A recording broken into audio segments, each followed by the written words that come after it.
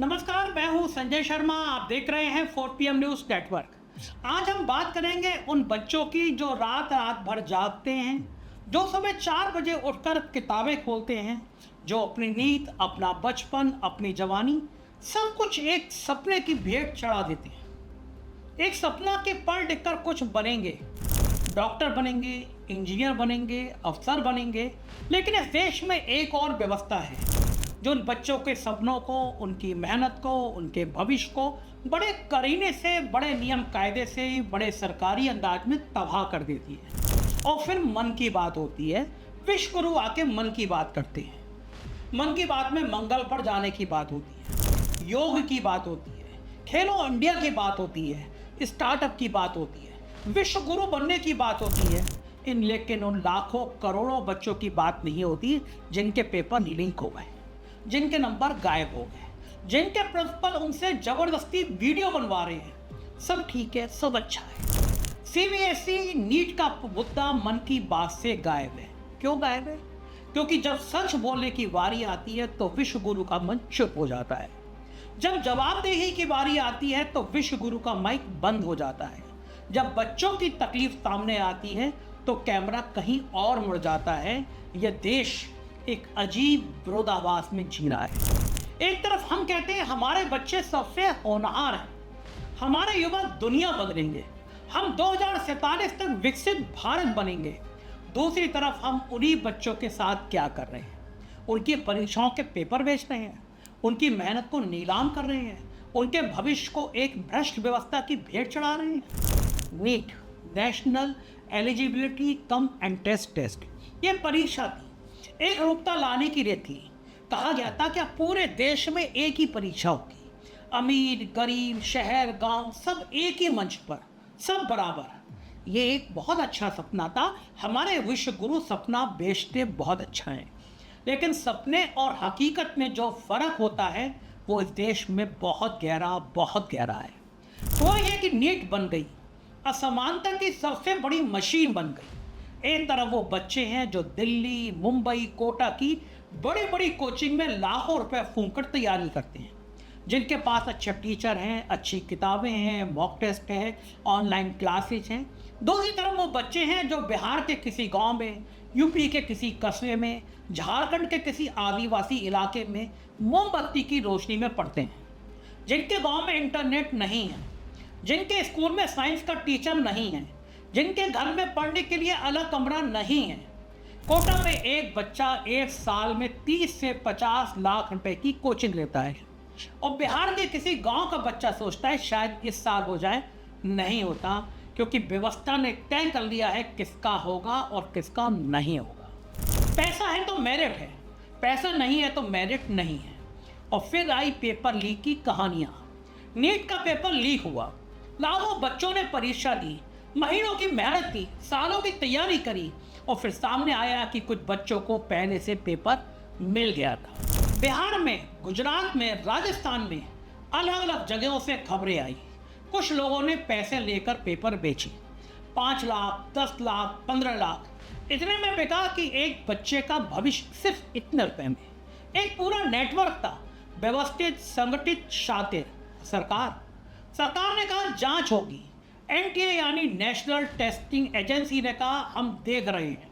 CBI को सौंपा गया, सुप्रीम कोर्ट ने नोटिस लिया, और फिर जांच होती है, समिति बनती है, रिपोर्ट आती है, रिपोर्ट दब जाती है, फिर नई जांच होती है, नई समिति बनती है, कुछ छोटे मोटे लोग पकड़े जाते हैं, असली मास्टरमाइंड कहीं आराम से बैठे रहते हैं। बच्चे इंतजार करते रहते हैं, उनका 1 साल बर्बाद, 2 साल बर्बाद, कुछ बच्चों की पूरी जिंदगी बर्बाद। और फिर कोटा से खबर आती है एक और बच्चे ने आत्महत्या कर ली। कोटा राजस्थान का एक शहर जो कभी उद्योगों के लिए जाना जाता था, अब जाना जाता है कोचिंग के लिए और आत्महत्याओं के लिए। हर साल दर्जनों बच्चे कोटा में अपनी जान दे देते हैं। कुछ छत से कूद जाते हैं, कुछ पंखे से लटक जाते हैं, कुछ नींद की गोलियां खा लेते हैं। दर्द देखिए माँ बाप का। मेरी एक महिला कर्मी, मेरी सहकर्मी है, उसके भाई, इकलौता भाई था, उसने सुसाइड कर लिया। पूरा परिवार तबाह हो गया। ये बच्चे कौन हैं? ये वो बच्चे हैं जो अपने परिवार की उम्मीद लेकर कोटा आए थे। माँ बाप ने जमीन बेची, कर्जा लिया, भैंस बेची, बकरी बेची, बेटे को कोटा भेजा, डॉक्टर बनाने के लिए भेजा, इंजीनियर बनाने के लिए भेजा, और बेटा एक छोटे से कमरे में बंद है। सुबह से रात तक पढ़ाई कर रहा है, coaching class, homework, mock test, और फिर नतीजा रैंक नहीं आई। दोबारा कोशिश करो, 1 साल और, माँ बाप का कर्जा और बढ़ा, उम्मीद और टूटी, और फिर एक दिन बच्चे ने तय किया अब नहीं, अब जिंदगी ही नहीं, खत्म कर लूँगा अपने आप को। यह कोटा की कहानी नहीं, यह उस पूरी व्यवस्था की कहानी है जो बच्चों को इंसान नहीं, एक परीक्षा की मशीन समझती है, जो बच्चों से कहती है तुम्हारी कीमत तुम्हारी रैंक है, तुम्हारी अहमियत तुम्हारे नंबर है, नंबर नहीं आए तो तुम किसी काम के नहीं। ये बच्चों के साथ अपराध है, खतरनाक अपराध है, और यह अपराध हर साल होता है। हर साल दर्जनों बच्चे मरते हैं, हर साल खबरें आती है, हर साल सरकार कहती है हम कुछ करेंगे, हॉस्टल में पंखे हटाए जाते हैं, काउंसलर रखे जाते हैं, हेल्पलाइन नंबर जारी किए जाते हैं, और अगले साल फिर आत्महत्याओं का दौर शुरू हो जाता है। क्योंकि समस्या पंखे में नहीं है, समस्या उस व्यवस्था में है जो बच्चों को तोड़ती है, जो पंखे से लटकने पर मजबूर करती है। अब बात करते हैं सीबीएसई की, central board of secondary education. यह बोर्ड देश के लाखों बच्चों और करोड़ों बच्चों के भविष्य का जिम्मेदार है। लेकिन ताज़ा खबर यह है कि सीबीएसई ने स्कूल के प्रिंसिपलों पर दबाव डाला कि वीडियो बनवाओ, वीडियो में कहो हमारे स्कूल में सब ठीक है, बच्चे खुश हैं, व्यवस्था दुरुस्त है, सीबीएसई बहुत अच्छा काम कर रहा है। यानी प्रोपोगंडा, सरकारी प्रोपोगंडा, और वो भी स्कूलों के जरिए, बच्चों के जरिए। सोचिए जरा, जो संस्था बच्चों को सच बोलना सिखाती है, जो संस्था बच्चों को नैतिकता का पाठ पढ़ाती है, जो संस्था बच्चों को सिखाती है झूठ मत बोलो, ईमानदार रहो, वही संस्था अब प्रिंसिपलों से झूठ बोलवा रही है। और प्रिंसिपल वो क्या करे, नौकरी बचानी है, तबादले का डर है, सो कॉल्ड नोटिस का डर है, तो वो कैमरे के सामने खड़े होते हैं, मुस्कुराते हैं, कहते सब अच्छा है, और पीछे बच्चे हैं जिनके पेपर लीक हुए, जिनके नंबर गलत आए, जिनकी परीक्षा रद्द हुई, जिन्हें दोबारा परीक्षा देनी पड़ी बिना किसी गलती के, जिन्होंने महीनों तैयारी की और फिर से करनी पड़ी, जिनके माँ बाप ने दोबारा फीस भरी, दोबारा छुट्टी ली, दोबारा बच्चे को परीक्षा केंद्र तक पहुँचाया। यही है सीबीएसई का नया पैतरा। समस्या सुलझाओ, समस्या को छुपाओ, जितना हो सकता है उतना छुपाओ, जवाबदेही मत लो, जवाबदेही का नाटक करो, असली सवालों का जवाब मत दो, कभी मत दो, नकली जवाबों का वीडियो बनाओ। पेपर लीक कोई नई बात नहीं है, ये देश में दशकों से चल रहा है, लेकिन अब ये एक पूरी तरह से संगठित उद्योग बन चुका है। बिहार में पेपर लीक हुआ, राजस्थान में पेपर लीक हुआ, उत्तर प्रदेश में पेपर लीक हुआ, मध्य प्रदेश में पेपर लीक हुआ, नीट का पेपर लीक हुआ, यूजीसी नेट का पेपर लीक हुआ, यूपीपीएससी का पेपर लीक हुआ, पीपीएससी का पेपर लीक हुआ। ये कोई सहयोग नहीं है, ये एक व्यवस्था है, इसके पीछे पूरी मशीनरी है, एक नेटवर्क है जिसमें छापे खाने के लोग हैं, ट्रांसपोर्ट में लगे लोग हैं, परीक्षा केंद्रों पर बैठे लोग हैं, कोचिंग संस्थानों से जुड़े लोग हैं, और शायद, बहुत शायद नहीं, ऊपर तक पहुंचे हुए लोग हैं। पेपर लीक का धंधा कैसे चलता है ये समझना जरूरी है। परीक्षा तय होती है, लाखों बच्चे फॉर्म भरते हैं, सरकारी मशीनरी पेपर छापती है, पेपर को सील बंद लिफाफों में भेजा जाता है, और इसी सफ़र में छापे खाने से लेकर परीक्षा केंद्रों तक कहीं ना कहीं सील टूट जाती है, पेपर निकल जाता है, व्हाट्सएप पर आ जाता है, टेलीग्राम पर आ जाता है। जिनके पास पैसा है वो पेपर खरीद लेते हैं, 5 लाख 10 लाख कीमत लगती है, लेकिन अगर डॉक्टर बनना है तो 5 लाख सस्ता लगता है। जिनके पास पैसा नहीं है वो रात रात भर जागकर पढ़ते हैं, अगले दिन परीक्षा होती है, जिसने पेपर खरीदा वो पास, जिसने मेहनत की वो शायद पास शायद नहीं।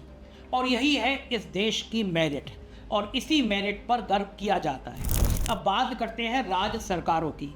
ये सोचना गलत होगा कि यह सिर्फ केंद्र सरकार की समस्या है, राज्य सरकारें भी उतनी ही जिम्मेदार हैं, बल्कि कई मामलों में राज्य सरकारें ज़्यादा जिम्मेदार हैं। बिहार में शिक्षा का हाल किससे छुपा है?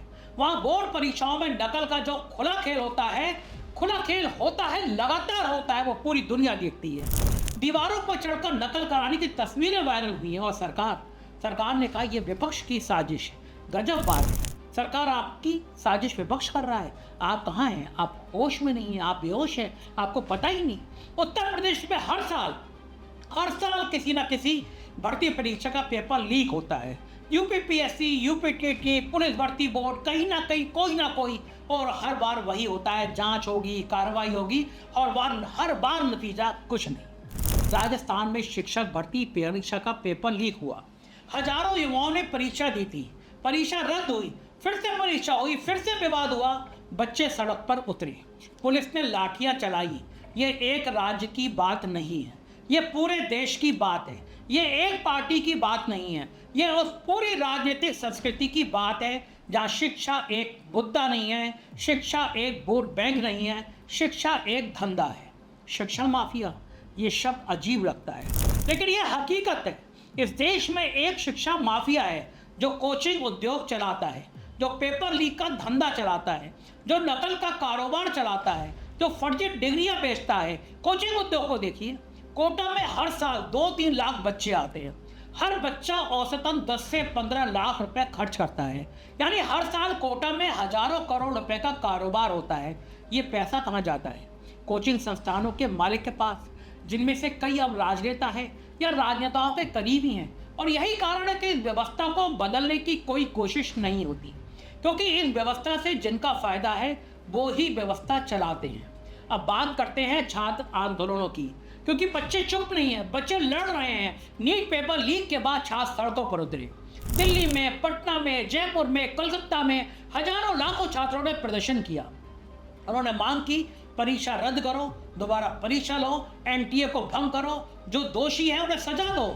और सरकार का जवाब, पहले इनकार, फिर जांच का वादा, फिर एनटीए के अध्यक्ष को हटाया, फिर एक समिति बनाई, पूर्व आईएसओ चीफ की अध्यक्षता में रिपोर्ट आई, कुछ सिफारिशें हुई, कुछ बदलाव हुए, लेकिन क्या बच्चों को न्याय मिला?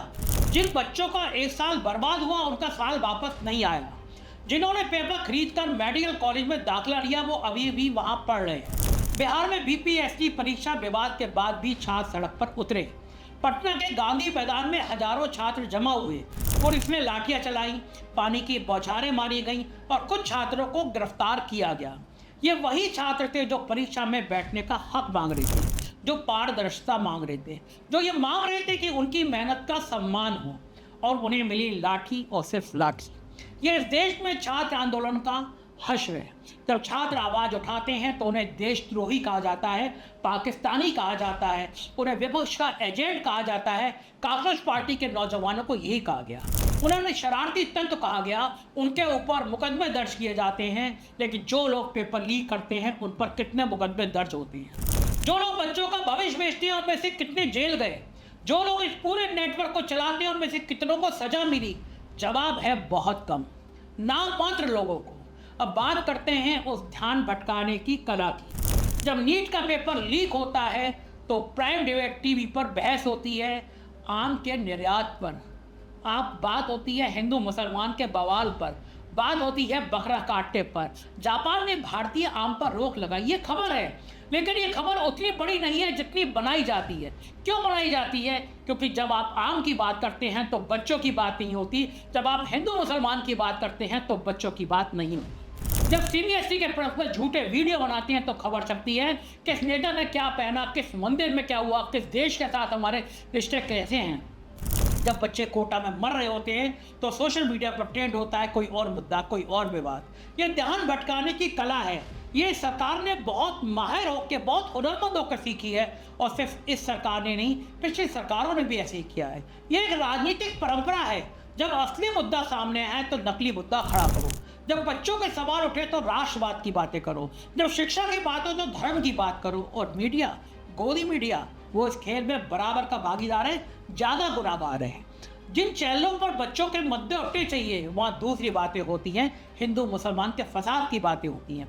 जिन अखबारों में शिक्षा व्यवस्था की धज्जियाँ उड़ाई जानी चाहिए वहाँ सरकारी विज्ञापन छपते हैं, विश्व गुरु के विज्ञापन छपते हैं। यही वजह है कि बड़े बड़े लोगों को मुख्य धारा की मीडिया छोड़नी पड़ी। यही वजह है कि जो पत्रकार सच बोलते हैं उन्हें धमकियां मिलती हैं, उन पर मुकदमे होते हैं, उनके यूट्यूब चैनलों पर दबाव डाला जाता है। जैसे 4PM पर डाला गया, तमाम एजेंसियों ने मेरी जांच करी, मेरा चैनल 2 बार बंद किया गया, एक बार हाई कोर्ट और एक बार सुप्रीम कोर्ट में जाके मुझे खुलवाना पड़ा। लेकिन जनता जाग रही है, इसलिए यूट्यूब पर स्वतंत्र पत्रकारिता को इतने करोड़ लोग देखते हैं। 3 साल तक लगातार 4PM नंबर 1 पर इसलिए रहा क्योंकि मैं ऐसे मुद्दे उठाता हूं जो उठाने चाहिए। इसलिए मुख्य धारा मीडिया की विश्वसनीयता गिरती जा रही है। जनता समझती है कि जब कोई बड़े चैनल किसी मुद्दे को नहीं उठाते तो वो मुद्दा जरूर उठाने लायक है। तो सवाल यह है आगे क्या होना चाहिए। पहली बात, पेपर लीक के लिए कड़ा केंद्रीय कानून बनना चाहिए। जो पेपर लीक करे उसे 10 साल की जेल, कोई जमानत नहीं, कोई माफी नहीं, और जो राजनेता या अधिकारी इसमें शामिल हो उसे भी उतनी सजा। दूसरी बात, एमटीयू को पूरी तरह पारदर्शी बनाना होगा। परीक्षा की पूरी प्रक्रिया पेपर बनाने से लेकर नतीजे आने तक हर कदम पर निगरानी होना चाहिए, स्वतंत्र ऑडिट होना चाहिए। तीसरी बात, नीट की व्यवस्था पर गंभीरता से पुनर्विचार करना होगा। जो व्यवस्था गरीब बच्चों को पहले दिन से ही बाहर कर देती है वो व्यवस्था न्याय संगत नहीं है। या तो कोचिंग के बिना भी बच्चे बराबरी से तैयारी कर सके, या फिर ऐसा ढांचा बनाइए या फिर इस व्यवस्था को बदलिए। और चौथी बात, कोटा और दूसरे कोचिंग शहरों में बच्चों की मानसिक सेहत के लिए गंभीर कदम उठाने पड़ेंगे। हेल्पलाइन नंबर काफ़ी नहीं है। उन बच्चों को इंसान की प्यार की जरूरत है, किसी ऐसे इंसान की जो सुने, समझे और बताए। तुम्हारी कीमत तुम्हारे रैंक से नहीं नापी जाती, नहीं मापी जाती। और पांचवी बात, सबसे जरूरी बात, ये सोचना होगा कि हम किस तरह की शिक्षा चाहते हैं। क्या हम चाहते हैं कि बच्चे से परीक्षा पास करने वाली मशीन बने, या हम चाहते हैं कि बच्चे सोचें, समझें, सवाल पूछें, आगे बढ़ें। अगर हम सच में विकसित भारत बनना चाहते हैं, सच में अपने देश को आगे ले जाना चाहते हैं, तो पहले बच्चों को इंसान बनने दीजिए, पहले उनकी मेहनत का सम्मान कीजिए, पहले उनके सपनों को सुरक्षित कीजिए। कि देश अपने बच्चों के साथ जो कर रहा है वो माफ़ी करने लायक नहीं है, एकदम नहीं है, एकदम नहीं है। जो बच्चे रात रात भर जागते हैं, जो बच्चे सालों तक मेहनत करते हैं, जो बच्चे अपना सब कुछ दांव पर लगाते हैं, उन बच्चों के साथ ये धोखा बंद होना चाहिए। और जब तक ये धोखा बंद नहीं होता, हम बोलते रहेंगे, लिखते रहेंगे, सवाल पूछते रहेंगे, क्योंकि ये मेरे और आपके बच्चों का सवाल है। और बच्चों के सवाल पर कभी नहीं दबना चाहिए, ना लाठी से, ना कानून से, ना चुप्पी से। ये सवाल हम तब तक उठाते रहेंगे जब तक जवाब नहीं मिलता। आप बताइए कि मैं सही बोल रहा था या गलत। बहुत बहुत शुक्रिया, थैंक यू।